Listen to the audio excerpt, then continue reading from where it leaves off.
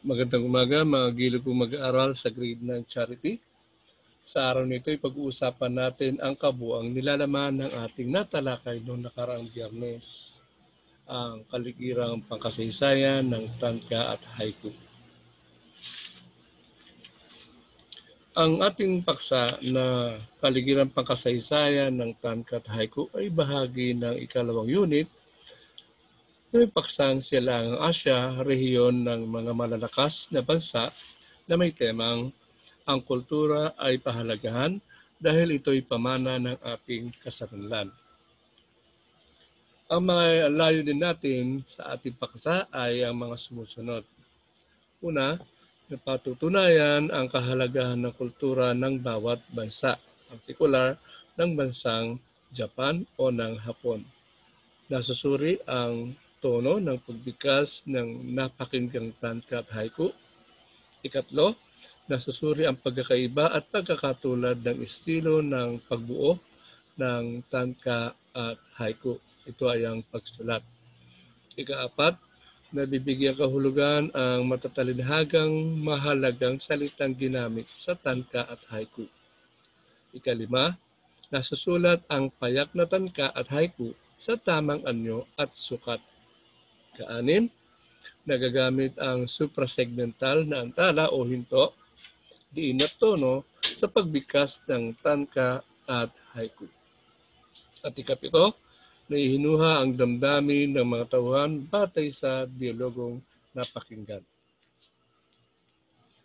Bakit kaya mahalagang matutuhan ang iba't ibang paraan ng pagpapahayag ng damdamin? Gaano kabisa ang pagsulat ng bahagi ng tula sa pagpapahayag ng damdamin? Nung una, partikular ang ating mga matatanda ay gumagamit sila ng instrumento sa pagpapahayag ng kanilang damdamin kung saan ay kanilang malayang isusulat ang kanilang niloloob sa mga taong kanilang minamahal. Mas kilala ang paggamit ng liham, pagsulat ng liham, at sa kasalukuyan ay ang paggamit ng tinatawag nating social media, partikular ang Facebook, Twitter, YouTube, Instagram, o yung mas popular na Messenger at ang Snapchat. Lahat yan ay nagiging instrumento ginagamit natin sa pagpapahayag ng ating saloobin, yung ating pagsalungat o pagsalungat, pagsang-ayon tungkol sa mga napapanahong issue. Sa araw nito ay tutunghayan natin ng ilang mahalagang impormasyon tungkol sa bansang Japan. Napag-usapan natin na ang unang larawan ay pinapaksa ang tungkol sa wagasa. Ano ba ang wagasa? Ito ay old paper umbrella na tinatawag nating traditional Japanese umbrella na na-introduce sa Japan mula sa bansang China noong 794 hanggang 1185. Ikalawa, ang tinatawag nating katana. Ang katana ay salitang laging ginagamit na may kaugnayan kay samurai. Ang samurai ay ang mandirigma na klase ng Japan na natagpuan sa medieval Japan. Ang katana ay ang pangalan ng tabak na ginamit ng samurai. Ngunit ang katotohanan ang mga tabak ng katana ay tinutukoy din bilang mga samurai swords ay nakalilito sa mga tao dahil hindi nila naintindihan ang pagkaiba sa pagitan ng katana at samurai. Ang samurai o bushi ay ang mga kasapi ng uring militar ng sinaunang Hapon. Sa makatwid, sila ang mga mandirigma noong kanilang kapanahunan. Nagmula ang salitang samurai sa pandiwang Hapones na saburai na nangangahulugang paglingkuran ang isang tao. Namuhay ang mga samurai noong panahong ng kapanahunang Imperyong Edo. Ikatlo, ang geisha o giko Ito ay mga babaeng tagapagtanghal sa hapon na ang kanilang tinatanghal ay ang mga sining na Hapones. Kabila ang tugtugin at pagsayaw, kapareho ng mga geisha ang mga kisaing ng Korea at mga hitae-rae ng sinaunang Gresya. Ang mga geisha ay lumitaw noong panahon ng muling pagkabuhay ng Meiji. Naging pangkaraniwan ang mga geisha noong ika-18 siglo hanggang sa ika-19 na siglo. Hanggang sa kanilang bilang unti-unting bumaba sa paglipas ng panahon. Mapapansin din natin na ang klase ng kasuotan ay tinatawag din nating kimono. Ano ba ang kimono? Ang kimono ay isang uri ng tradisyonal na kasuotan sa Hapon. Dating may ibig sabihin na bagay na isinusuot ang salitang kimono. Matagal ng panahon ang nakararaan. Dati araw-araw na nagsusuot ang mga kimono o sinusuot ang mga kimono ang mga tao sa Japan. Daang-daang taon na ang tagal ng panahon ng pagsusuot ng mga Hapones ng kimono. At sa ngayon, isinusuot na lamang nila ang kimono kapag may natatanging mga okasyon tulad ng mga seremonyang formal. Mas maraming mga kabataang Hapones ang nagsusuot ngayon ng kimono. Sa bansang Japan ay mayroon siyang pangunahing 4 na lungsod. Ito ang Hokkaido, Honshu, Tokyo o Kyoto o Shikoku. At naisama dito ang Kyushu. Ngunit ang saksaysayan, ang pinakapangunahing lungsod ay ang 4 na nabanggit. Ang Hokkaido, ang Honshu, Shikoku at Kyushu. Kilala ang Japan sa kanilang pinakapopular na relihiyon na Shintoismo at Buddhismo. Yun din ang tinatawag nating mga Bushido.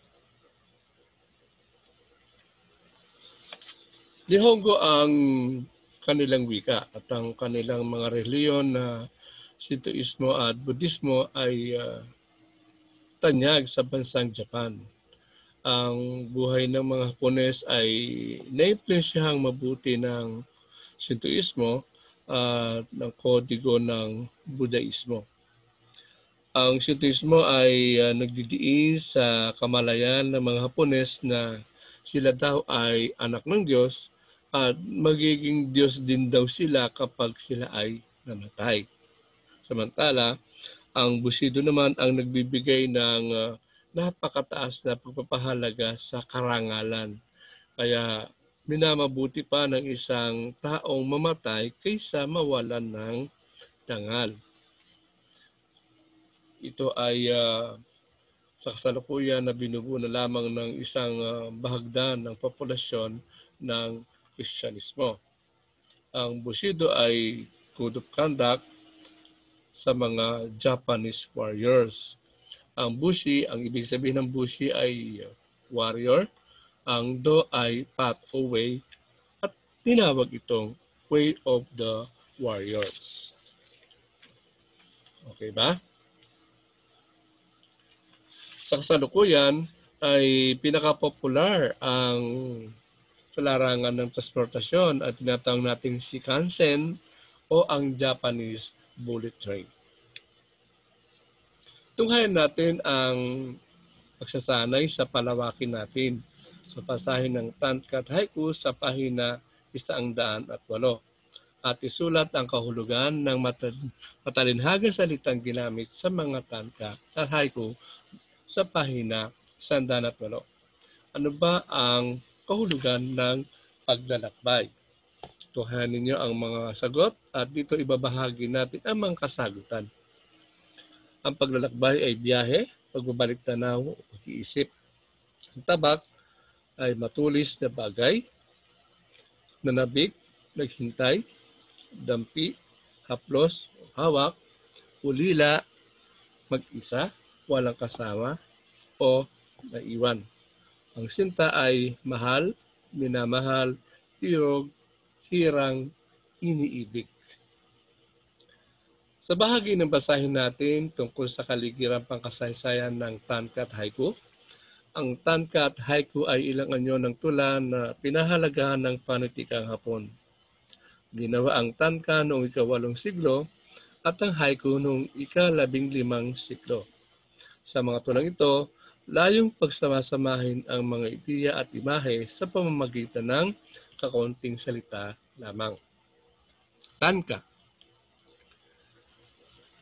Isa si Murasaki Shikibu ang kilala sa pagsulat ng tanka. Siya ay isang Hapon na nobelista, manunula at utusan sa korteng imperial noong panahon ng Heian. Kilala siya bilang may akda ng istorya ng Genji na nasulat sa wikang Hapon noong 1,000 hanggang 1,008 o mga 1,010 o 11. Isa sa mga pinakauna at kilalang mga nobelista sa kasaysayan. Hindi Murasaki Shikibu ang tunay niyang pangalan. Hindi alam ang aktual na pangalan niya, bagamat may mga scholar na nagsasabing na maaaring Takako para sa Fujiwara Takako ang pangalan niya. Nakasaad sa kanyang talaarawan, ang palayaw na Murasaki sa konte. Pinangalanan sa isang karakter sa ang istorya ni Genji. Tumutukoy naman ang Shikibu sa posisyon ng kanyang ama sa kagawaran ng seremonya. Ang tanka ang pinakaunang kasama sa kalipunan ng mga tula na tinatawag na Manushu Collection of 10,000 Leaves. Antolohiya ito na naglalaman ng iba't ibang anyo ng tula na karaniwang ipinahayag at inaawit ng nakararami. Ang mga unang makatang Hapon ay sumulat sa wikang Chino sapagkat eksklusibo lamang ang wikang Hapon sa pagsasalita at wala pang sistema ng pagsulat. Sa pagitan ng ika-5 hanggang ika-8 siglo, isang sistema ng pagsulat ng Hapon ang nanilinang na mula sa karakter ng pagsulat sa China upang ilarawan ang tunog ng Hapon. Tinawag itong kana ang ponemang karakter na ito na ang ibig sabihin ay hiram na mga pangalan. Noong panahon nung nakumpleto na ang Manyoshu, nagsimulang pahalagahan ng mga makatang Hapon ang wika nila sa pamamagitan ng madamdaming pagpapahayag. Kung historikal ang pagbabatayan, ipinahayag ng mga Hapon na ang Manyoshu ang simula ng panitikan nilang nakasulat na matatawag nilang sariling-sarili nila. Maikling awitin ang ibig sabihin ng tanka, puno ng damdamin. Bawat tanka ay nagpapahayag ng emosyon o kaisipan. Karaniwang paksa naman ang pagbabago, pag-iisa o pag-ibig. 31 ang tiyak na bilang ng pantig na may 5 taludtod ang tradisyonal na tanka. 3 sa mga unang taludtod ay 17 bilang sa pantig, samantalang 5 pantig naman ang 2 taludtod. Nagiging daan ng tanka upang magpahayag ng damdamin sa isa't isa ang nagmamahalan ng lalaki at babae. Ginagamit din sa paglalaro ng aristocrats ang tanka, kung saan nililikha ng 3 taludtod at dudugtungan naman ng ibang tao ang 2 taludtod upang mabuo ang isang tanka. Si Empress Iwa no Hime ay isa ring Empress Consort of the 16th Sovereign Emperor ng Togo na naglilingkod sa imperyo ni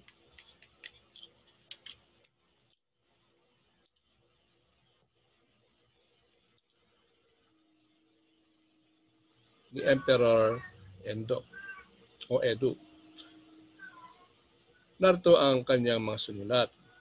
Araw na mulat sa mga gintong palayan, ngayong taglagas, di ko alam kung kailan puso ay titigil na. Ganon din si Princess Nukata na tagapaglingkod ni Emperor Tenji at ang kanyang kasintahang si Prince Oama. Kanya itong inialay sa kanyang minamahal. Sa Murasaki, ang bukid ng palasyo, pag pumunta ka, huwag ka sanang makita na kumakaway sa akin. Ang estilo ng pagsulat ng tanka. Ang tradisyonal na tanka ay may 5 taludtod na may kabuang 31 pantig. 3 sa 5 mga taludtod ay may 7 bilang ng pantig, samantalang ang 2 natitirang taludtod ay tig 5 pantig. 77755 o 57577. Ito ang halimbawa na maaring magkapalit-palit ang mga kabuuang pantig, subalit ito ay kailangan mayroon ding 31 pantig. Ang tanka ng pamagat ay kaibigan, mapapansin natin na pinaghati-hati natin upang magkaroon tayo ng pagbilang sa mga pantig sa bawat taludtod. Ang unang taludtod ay mayroong 7, ikalawa ay 7, ikatlo ay 5, ika-4 ay 7, at ang ikalima ay 5 pantig. Mapapansin natin na hindi ito katulad ng nakasulat dito na 77755 o 57577 sapagkat ginamit natin ang pagpapalit ng mga kabuuang pantig, subalit ito ay mayroon ding 31 pantig. Maliwanag ba? Narito halimbawa ng tanka ni Kinoto Monori, salin sa Pilipino ni Vilma C. Ambat. Sa wikang Hapon, Isaka Tano, Hikari no Nokeki, Haru no Hiri, Shikoku ro Nako, Hana no Shiru Ramu. Sa Ingles, this perfectly still. Spring day bathed in soft light from the spread out sky. Why do the cherry blossoms so restlessly scattered down? Sa Tagalog naman, payapa at tahimik ang araw ng tagsibol. Maaliwalas. Bakit ang cherry blossom naging mabuhay? Para pa karagdagang mga halimbawa ng tanka. Katapusan ng aking paglalakbay ni Oshikoshi Mitsune, may sinali naman sa Pilipino ni M.O. Hawkson. Napakalayo pa nga, wakas ng paglalakbay, sa ilalim ng puno, tag-init noon, gulo ang isip. Naghihintay ako ni Prinsesa Nukada na isinalin sa Pilipino ni M.O. Hawkson. Naghintay ako, oo, nanabik ako sa iyo. Ikitmata nga ako, gulo sa dampi itong taglagas. Ang tanka ay paawit, samantalang ang haiku ay pinipikas. Sa susunod nating pagtalakay ay magbibigay tayo ng halimbawa ng pag-awit ng tanka at pagbigkas ng tanto ng haiku pala. Hanggang dito lamang. Maraming salamat.